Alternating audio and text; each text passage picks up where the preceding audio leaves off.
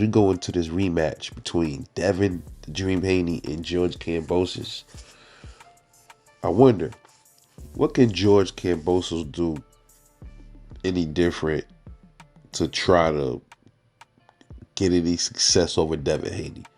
So the first fight, pretty much, Devin Haney jab won the whole fight for him. Devin Haney was able to nullify everything George Kambosos had with just the jab, bro. Pretty amazing to watch, bro. As much as people give Devin Haney hell, Devin and Shakur get hell all the time for people calling them boring fighters. Uh, some fights Devin was in were snooze fests, and I like Devin Haney. I'll be honest with you. Some of them were snooze fests, but some of them were just sweet science. I think this one, just watching it, and him barely getting touched damn near the whole fight was science at its best. And just the way I was looking at it, you know what I mean? But what can George Kambosos do to try to negate that jab, bro? I mean, I went back and I watched the first fight. There's a lot of things that he was doing wrong in that fight. George Kambosos, he caught a couple of good shots off Devin Haney. And most of the time, like, the shots he did manage to really have an effect on Haney. It was a lot of those left hooks.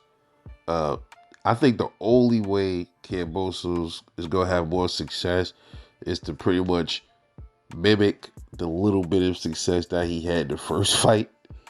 And the only way he going to do that, what I noticed is when Devin Haney, when he waits before he throws a jab. That's the only time George can really get up in him.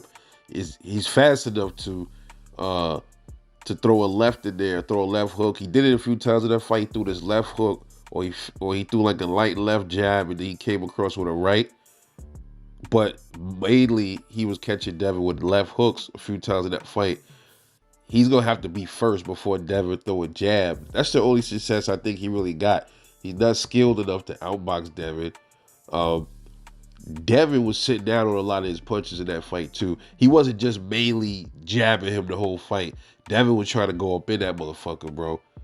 So that's what made it kind of exciting to me, because he wasn't just straight trying to keep him at bay with his jab. He was also planting his feet, pressing George a little bit, hit him with some sweet-ass uppercuts, bro.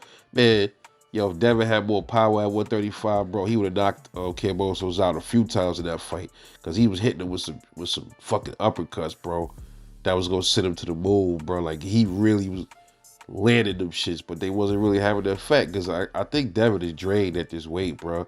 You see him at the weigh-in, man, he looked emaciated. I told people for the first fight, something ain't look right with his face. See, that's George. George can make that weight. He's naturally a small guy. George's face don't look sunken in, and Devin Haney just don't look right, bro. And hopefully this fight doesn't have an ill effect on Devin Haney. Like, you know, the first one, he did it good. Okay, cool. But to keep making this 135, man, he looked worse than he looked in the last weigh-in. So I think my boy got this, man. But what I'm saying about Kambosos, he really doesn't stand any chance, because if he goes in there and tries to be even more aggressive than he was in the first fight, he run the risk of getting himself clipped. Because if y'all think Devin can't knock him out, he can, bro. He can knock him out. Trust me, he can knock him out. All this no power shit, yo, bro, he can knock him out. There's a few times in that fight he buckled Kambosos.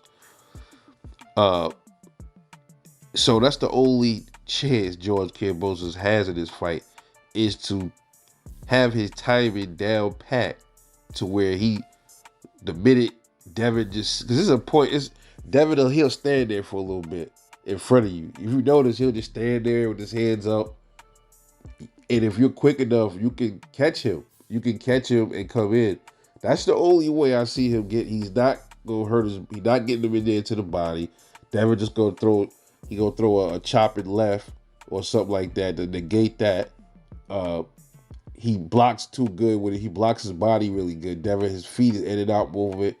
He's not going. His Kambosos' arms are too short, so he's gonna have to be at mid range, waiting for Devin to either reset, or he's gonna have to do that. Like I said, there's a time where Devin, he just stands there, and I don't know, what's he waiting for before he throws his jab? We waiting for you to react or to throw the first punch. He'll wait there. That's when George was having a little success. The little bit that he had was when he caught Devin before Devin could throw the jab so he could get in there. That's all I see.